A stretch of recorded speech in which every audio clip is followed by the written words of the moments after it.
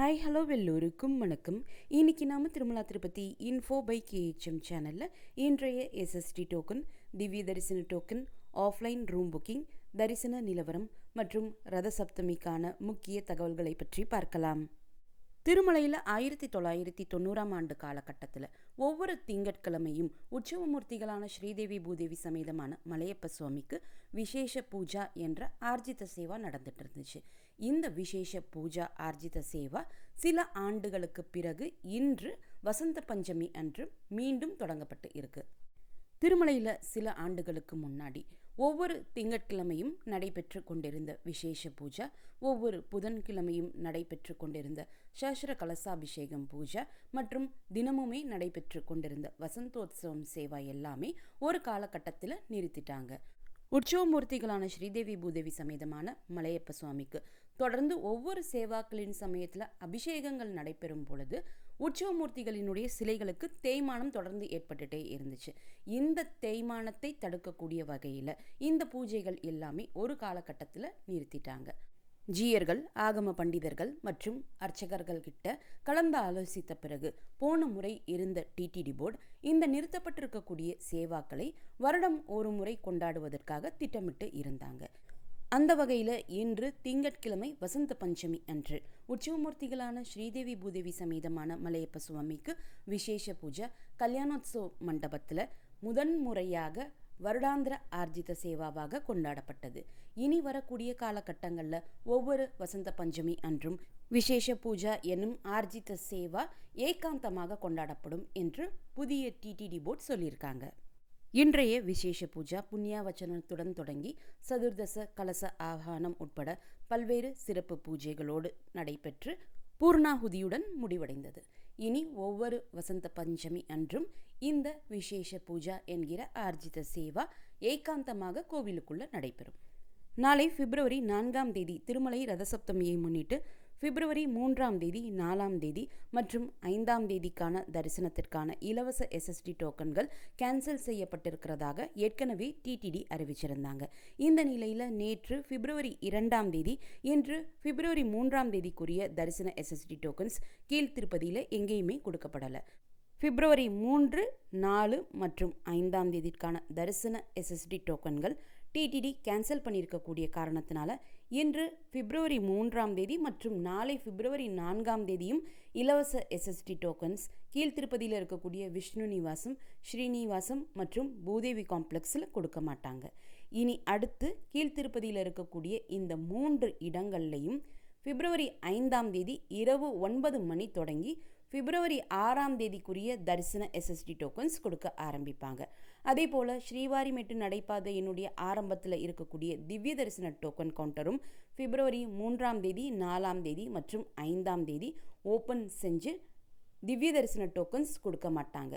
ஸ்ரீவாரிமெட்டு நடைபாதையிலும் பிப்ரவரி 6ஆம் தேதி காலை 6 மணிக்கு ஓப்பன் செஞ்சு தான் திவ்ய தரிசன டோக்கன்ஸ் கொடுக்க ஆரம்பிப்பாங்க. திவ்ய தரிசன டோக்கன்களும் பிப்ரவரி 3ஆம் தேதி, 4ஆம் தேதி மற்றும் 5ஆம் தேதி கொடுக்க மாட்டாங்க.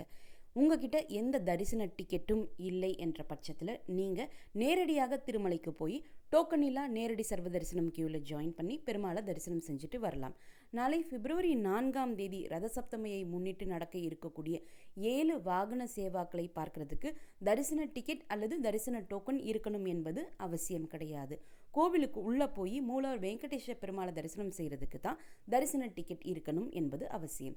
தரிசன டிக்கெட் இல்லாத பட்சத்தில் டோக்கன் இல்லா நேரடி சர்வ தரிசனம் கியூவில் ஜாயின் பண்ணி மூலவர் வெங்கடேஸ்வர பெருமாளை இந்த 3 நாட்கள் பிப்ரவரி 3, 4, 5 தேதிகளில் நீங்கள் தரிசனம் செய்யலாம்.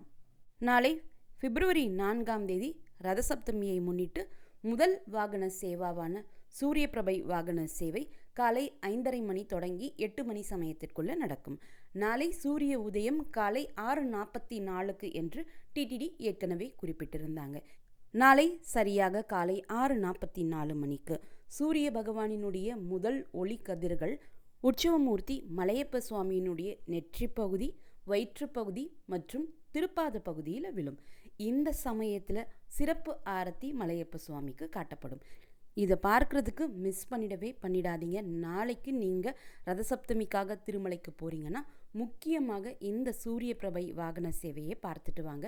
நாளை காலை 5:30 மணிக்கு சூரிய பிரபை வாகன சேவையில் உற்சவமூர்த்தி சூரிய பகவானுக்கு உகந்த நிறமான சிவப்பு பட்டாடையிலையும் சிவப்பு மலர் மாலையும் அணிந்து கொண்டு மாட வீதிகளில் வலம் வந்து பக்தர்களுக்கு தரிசனம் கொடுப்பதற்காக வரக்கூடிய சமயத்தில் மேற்கு மாட வீதியிலிருந்து திரும்பி வடக்கு மாட வீதியினுடைய ஆரம்பத்தில் நின்றுடுவார்.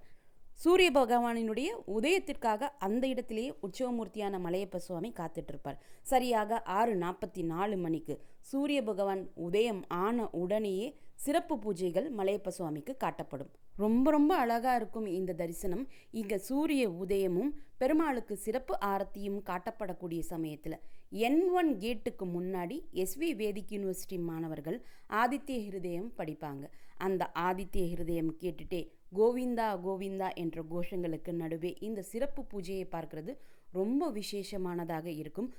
இதை எந்த இடத்துலேருந்து பார்த்தா ரொம்ப அழகாக இந்த தரிசனம் செய்யலாம் என்றால் N2 கேட்டுக்கு முன்னாடி உட்கார்ந்துக்கோங்க. இல்லைனா N1 கேட் N2 கேட்டுக்கு ஆப்போசிட்டில் இருக்கக்கூடிய கேலரியில் உட்கார்ந்துக்கோங்க.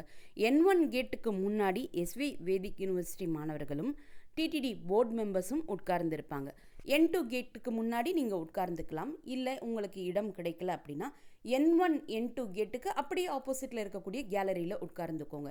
இந்த இடத்துல உட்கார்ந்து பார்க்குறப்போ நம்ம மலையப்ப சுவாமியை பக்கத்தில் நின்று பார்க்குற மாதிரி இருக்கும்.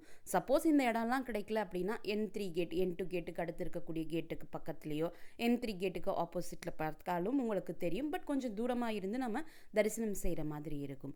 வடக்கு மாட வீதியினுடைய ஆரம்பத்தில் தான் N1 N2 N3 கேட்ஸ்லாம் அமைஞ்சிருக்கு. ஸோ இந்த இடத்தை பிடிக்கிறதுக்கு சிலர் இன்று இரவு முதலே இடம் பிடிக்க ஆரம்பிச்சிடுவாங்க. சிலர் நாளை அதிகாலை 4 மணிக்கெல்லாம் இந்த இடத்துலலாம் உட்கார்ந்துடுவாங்க. ஸோ நீங்கள் இந்த இடத்துல உட்கார்ந்து பெருமாளை தரிசனம் செய்ய விருப்பப்பட்டீங்கன்னா அதிகாலை 4 மணிக்குள்ளே இடம் பிடிச்சிடுங்க. வாகன சேவையினுடைய நேரங்களை பற்றிய இமேஜஸும் இந்த வீடியோலேயே நான் அட்டாச் பண்ணியிருக்கேன். தேவைப்படக்கூடியவங்க செக் பண்ணி பார்த்துக்கோங்க. நாளை அதிகாலை 5:30 மணி தொடங்கி இரவு 9 மணி வரைக்கும் தொடர்ந்து 7 வாகன சேவைகள் இருக்குது.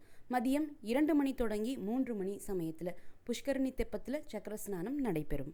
கேலரிஸில் காலையிலேருந்து இரவு வரைக்கும் இருக்கக்கூடிய எல்லா பக்தர்களுக்குமே அந்தந்த நேரங்களில் கொடுக்கறதுக்காக பால், காஃபி, தண்ணீர், டீ, மோர், அதற்கப்புறம் காலை, மதியம் மற்றும் இரவு வேளைகளில் கொடுக்கறதுக்காக அன்னப்பிரசாதங்கள், தயிர் சாதம், சாம்பார் சாதம், புளி சாதம் எல்லாமே தயார் செஞ்சுருக்கிறதாக டிடிடி குறிப்பிட்டிருக்காங்க. இந்த 4 மாட வீதிகளையும் சுற்றி 66 அன்னப்பிரசாதம் டிஸ்ட்ரிபியூஷன் கவுண்டர்ஸும் பக்தர்கள் உட்கார்ந்து தரிசனம் செய்கிறதுக்காக 200 கேலரிஸும் மற்றும் 4 மாட வீதிகளை சுற்றியும் 351 டெம்பரவரி ரெஸ்ட் ரூம்ஸும் செட் பண்ணியிருக்கிறதாக டிடிடி சொல்லியிருக்காங்க. மாட வீதிகளை சுற்றியும் பெரிய LED ஸ்க்ரீன்ஸ் எல்லாம் பக்தர்கள் தரிசனம் பண்ணுறதுக்காக செட் பண்ணியிருக்கிறதாகவும் டிடிடி சொல்லியிருக்காங்க. மாட வீதிகளில் வலம் வரக்கூடிய இந்த வாகன சேவைகளை பார்க்கறதுக்கும் சக்கர ஸ்நானம் பார்க்கறதுக்கும் எந்த விதமான தரிசன டிக்கெட் அல்லது தரிசன டோக்கன் இருக்கணும் என்பது அவசியம் கிடையாது. இந்த தகவல்கள் எல்லாமே உங்களுக்கு பயனுள்ளதாக இருந்திருக்கும்னு நம்புகிறேன். இந்த வீடியோவை நீங்கள் பார்க்குறது மட்டும் இல்லாமல் உங்களுடைய ஃப்ரெண்ட்ஸ் அண்ட் ஃபேமிலி மெம்பர்ஸ் கூட ஷேர் பண்ணும்போது அவங்களுக்குமே ரொம்ப யூஸ்ஃபுல்லாக இருக்கும். திருமலை மற்றும் திருப்பதி பற்றிய மேலும் பல தகவல்களுக்கு மறக்காமல் எங்களுடைய சேனலை சப்ஸ்கிரைப் பண்ணிக்கோங்க. மீண்டும் ஒரு நல்ல காணொளியில் உங்களை சந்திக்கும் வரை நன்றி, வணக்கம்.